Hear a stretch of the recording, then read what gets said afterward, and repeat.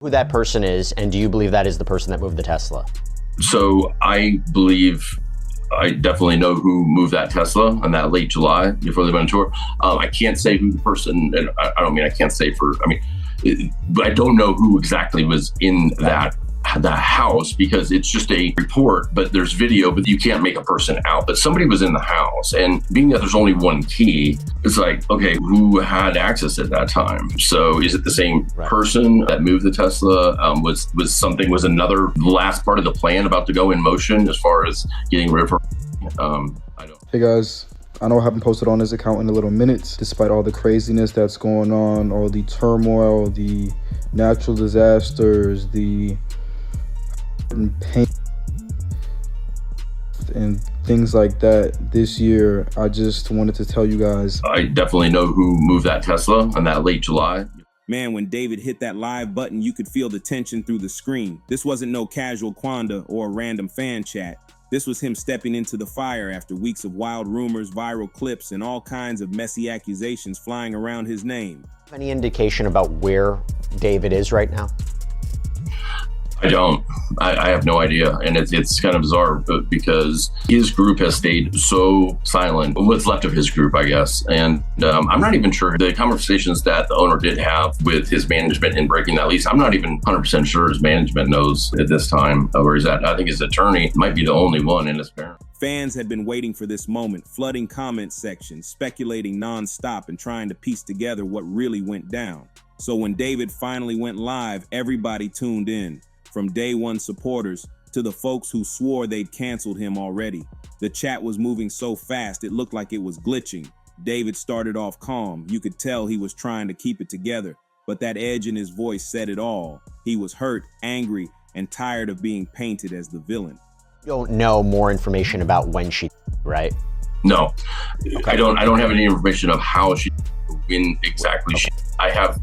Investigations are always moving, and right now I tend to believe it happened a while ago, a long time ago. And I think January, February, things change. I mean, you can see it in the photos and everything. And I also think when I first started looking at this case, I'm very much an Occam's razor type of person where I think things are a lot easier than people try to make them sometimes, especially online, into these big things. And I thought this was going to be a tragic, which it very well still could be. And they made a bad decision because they didn't want to expose a potential relationship and put her in this Tesla. And then maybe he thought he could get somebody to get rid of that car. And they were just like, no, I'm not doing it. And just got left there.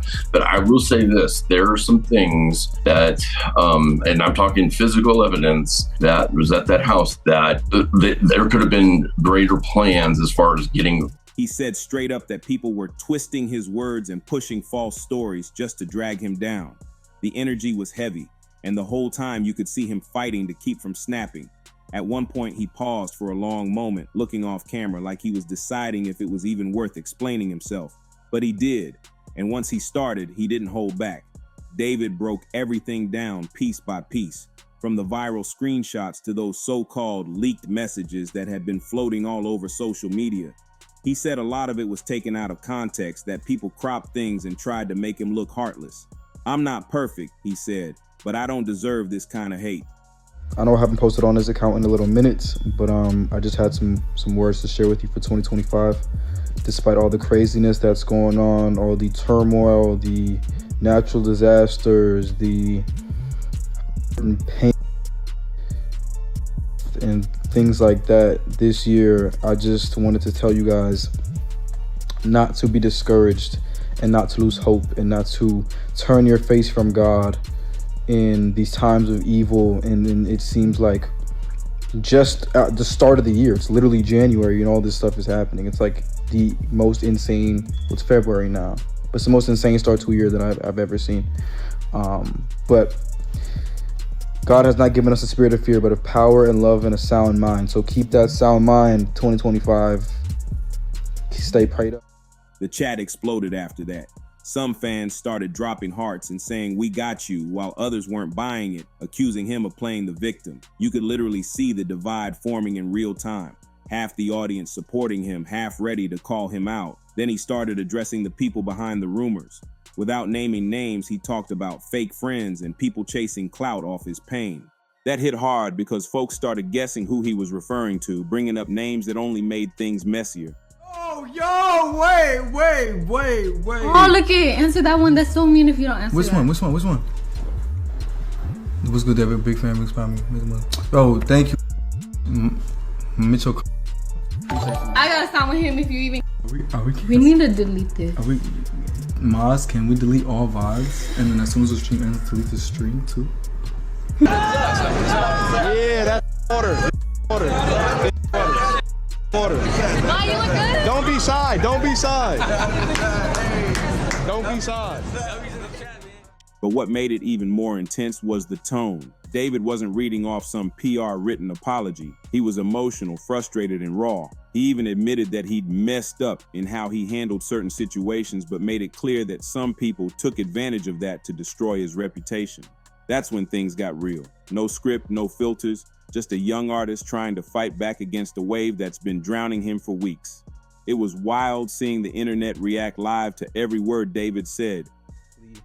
An agent of chaos and kind of my alter ego, and the story of the manga went like I was a detective and there was an evil version of myself that would kind of come out at random moments, kind of like Fight Club with Tyler Durden, and he would commit the crimes that I would have to solve as the detective.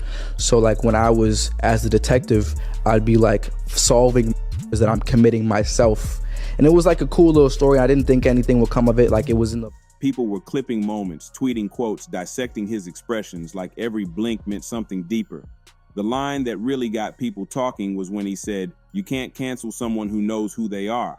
That line spread instantly, became a meme, a quote, a symbol for his supporters. But it also gave his critics more fuel. Some said he was dodging accountability, while others said that was the exact confidence he needed to show. And even though he didn't get into the full details of what started the controversy, he made it clear he's done letting people control the narrative. You could tell this wasn't just about clearing his name. This was about reclaiming his peace. But the problem is, once the internet turns on you, it's hard to flip that switch back. Every sentence he said was being replayed, slowed down, and analyzed like some courtroom testimony. Still, the live gave a glimpse of something people hadn't seen from David in a long time: honesty, frustration, and a little bit of fight. Whether or not he cleared his name, one thing's for sure: he reminded everyone that he's still here and not going out without a word. After David ended that live, the internet went straight into meltdown mode. Every platform, from Twitter to TikTok to Reddit, turned into a war zone of opinions, clips, and hot takes. Some folks said he redeemed himself, calling it the most real thing he's ever done, while others doubled down, saying he was just trying to save face. The reaction was crazy fast. Within minutes, the live was trending, and #DavidLive became one of the top hashtags of the night. People were breaking down every second like detectives, analyzing his tone, his background, even the way he looked off camera. One fan even said you could see the pain in his eyes, while another tweeted, "He's acting. This whole thing feels rehearsed." It's wild how one moment can flip public opinion back and forth so fast. What made it even messier was how some influencers started jumping in, giving their 2 cents, either defending him or trying to expose him with old clips. That's when it got ugly. Old videos resurfaced, random DMs were posted, and everyone wanted to be part of the story. It wasn't just a live anymore. It became a full-blown internet event. But despite all the chaos, David didn't back down. The next day, he posted a short message saying, "I said what I needed to say." That line hit like a mic drop. No captions, no hashtags, just that. Fans started quoting it everywhere, saying it was his comeback energy. Some people started praising him for owning up and standing his ground, while others said he was dodging deeper accountability. It's that classic internet split, half redemption arc, half downfall. Still, one thing that's undeniable is how powerful that live was. He took control of the narrative, spoke directly to his fans, and even with all the noise, his music streams shot up overnight. That right there shows that even controversy can't always break a real artist. People are drawn to authenticity, and whether you love or hate him, David gave them something real that night. It's not every day you see an artist face millions of critics live with no script, no edits, and still walk away standing tall. And even though some folks are saying it's over for him, others are already calling this the start of his comeback. Now the big question is, what's next? Is David going to drop a song addressing all this? Will he keep his head down and let things cool off, or double down and turn the pain into music? Either way, fans are locked in, because one thing's clear. After that live, the whole world's watching his next move. Whether it's a fall or a full-blown comeback, he just reminded everyone that he's not afraid to face the storm head on. That live stream might have been risky, but it brought his name back to the spotlight in a way nobody saw coming. It's that kind of raw emotion that either destroys a career or reignites it. And right now, David's walking that thin line between redemption and chaos. Whatever happens next, he's set the stage for one of the most unpredictable comebacks in the game. So if you're watching this right now, make sure you subscribe, like, share, and drop a comment about where you stand on this. Is David being real or just saving face? Either way, this story is far from over.